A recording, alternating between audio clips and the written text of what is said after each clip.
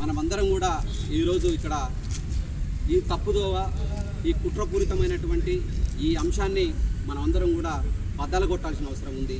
ఈ ప్రజానికానికి చెప్పవలసినటువంటి బాధ్యత కూడా మన పైన ఉంది. విద్యార్థులుగా ఆదివాసీ సమాజం నుంచి ఇక్కడికి వచ్చి ఈ వేదికగా చదువుకునేటువంటి అవకాశం ఉంది కాబట్టి ఇక్కడ జరుగుతున్న కుట్రలను కూడా మన ప్రజానికానికి చెప్పవలసిన బాధ్యత ఉంది కాబట్టి ఈరోజు మనం ఇక్కడ కలిసాం. వాస్తవానికి తెలంగాణ రాష్ట్రంలో కానీ ఉమ్మడి ఆంధ్రప్రదేశ్లో చూసుకున్నట్టయితే వాళ్ళకి ఎక్కడ కూడా రిజర్వేషన్ అనేటువంటిది కల్పించబడలేదు.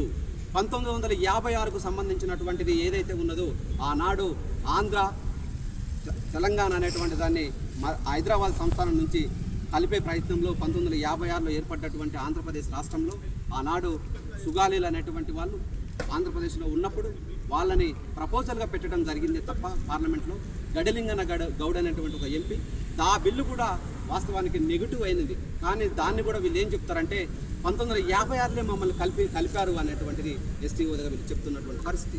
మరి ఆ రోజు కలిపినప్పుడైతే మరి 71లో కూడా మీరు బీసీఏ కమిషన్లో ఉన్నారు కదా, బీసీఏ కేటగిరీలో ఉన్నారు కదా, మరి ఎన్నిసార్లు కలుపుతారు? మళ్ళీ 76లో కూడా మీరు మమ్మల్ని కలిపినమని చెప్పి మాట్లాడుతూ ఉన్నారు. 76లో కలుపుతారు, మిమ్మల్ని 56లో కలుపుతారు. మళ్ళీ ఒక పెద్ద మనిషి వచ్చేసి 1931 నుంచే మేము నిజాం ప్రభుత్వంలో ఉన్నామని చెప్పి మళ్ళీ మాట్లాడుతూ ఉన్నారు. అంటే ఇవాళ ప్రజల్ని, తెలంగాణ ప్రజల్ని, ప్రజాస్వామికవాదుల్ని, మేధావుల్ని, ఈ రాజకీయ పార్టీలందరినీ కూడా తప్పుదోవ పట్టించే ప్రయత్నం కొనసాగుతూ ఉన్నది. కాబట్టి మనం అందరం కూడా వాస్తవాలు తెలుసుకున్నాం. కాబట్టి ఈరోజు రైట్ టు ఇన్ఫర్మేషన్ యాక్ట్ ద్వారా గవర్నమెంట్ ఆఫ్ ఇండియానే అఫీషియల్గా ఇచ్చింది.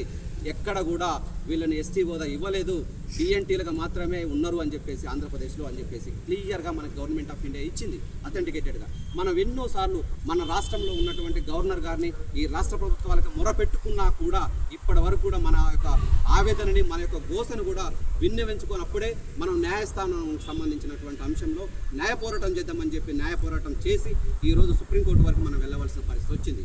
కాబట్టి ఈరోజు వాళ్ళు తప్పుదో ప్రయత్నాలు చేస్తున్నారు, కుట్రలు వండుతూ ఉన్నారు.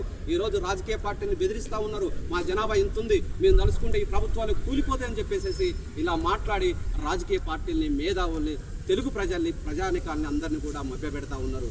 కాబట్టి ఈరోజు మనం అనుకున్నటువంటి అక్క సీతక్క కావచ్చు, తెల్ల వెంకటరావు కావచ్చు, సోయం బాబురావు కావచ్చు, ఆదివాసీ ప్రజాప్రతినిధులు అందరూ కూడా ఏకమయ్యి వాళ్ళందరూ కూడా ఇది మన జాతి, ఇది మన అస్తిత్వ సమస్య అని చెప్పి వాళ్ళందరూ ముందుకు వస్తుంటే వాళ్ళను కూడా ఈరోజు వాళ్ళ వ్యక్తిగతంగా వాళ్ళని దూషించే ప్రయత్నము, వాళ్ళని టార్గెట్ చేసి మాట్లాడే ప్రయత్నం చేస్తున్నటువంటి పరిస్థితి కనిపిస్తూ ఉంది. కాబట్టి విద్యార్థి మిత్రులారా, మనం అందరం కూడా ఈరోజు మన జాతి రిజర్వేషన్ ఉపయోగించుకొని ఈరోజు ఇక్కడ వరకు వచ్చినాం. కాబట్టి మన జాతిని మనమే కాపాడుకోవాలి, మనదే బాధ్యత. కాబట్టి ఈ రోజు నుంచైనా సరే మనం ఎక్కడైనా సరే మన ఆదివాసీ ప్రజానికాన్ని విషయంలో మన ప్రజాప్రతినిధులు కానీ, మన సమాజానికి సంబంధించినటువంటి మేధావులైనా సరే, మనతో కలిసి వచ్చేటువంటి వాళ్ళు ఎవరి మీదైనా సరే వ్యక్తిగతంగా ఎవరైనా సరే, లంబాడి సోదరులు కానీ, ఉగాలి సోదరులు కానీ, బంజారా సోదరులు కానీ దాడులకు దిగుతానంటే పోరాటం మేము కొత్త కాదు. మేము మా అస్తిత్వం మొత్తం కూడా ఎక్కడ చూసినా కూడా, మా చరిత్ర చూసినా కూడా పోరాటమే, మా జీవితమే పోరాటము. మాకేం కొత్త కాదు. ఉద్యమం అంటేనే ఆదివాసులు, ఆదివాసులు అంటేనే ఉద్యమం. ఆ రోజు నుంచి చూసినా, ఈ రోజు నుంచి చూసినా కూడా ఉద్యమ చరిత్ర చెప్పాలంటే ఆదివాసులదే ఉంటుంది. ఒక్కసారి చరిత్ర పుటల్లోకి వెళ్ళి చూడండి, ఆదివాసుల చరిత్ర ఎట్లుంది. ఈ దేశం ఏర్పడ్డది అంటే ఆదివాసులతోనే ఏర్పడ్డది, ఈ రాష్ట్రం ఏర్పడ్డదంటే ఆదివాసులతోనే ఏర్పడ్డది. కాబట్టి విద్యార్థి మిత్రులారా, ఈ రోజు నుంచి అయినా సరే మనం అందరం ముక్త కంఠంతో ఏదైతే వాళ్ళు మభ్యపెట్టి కుట్ర పండుతున్నారో రాజకీయ నాయకుల్ని కానీ, ఇప్పుడున్నటువంటి కేంద్ర రాష్ట్ర ప్రభుత్వాలను కూడా వాళ్ళ తప్పుదో పట్టించే ప్రయత్నం చేస్తూ ఉన్నారు. కాబట్టి మనకున్నది ఏంటంటే న్యాయస్థానం ఈ రోజు కాకపోయినా రేపైనా సరే మనకి న్యాయం గెలుస్తుంది.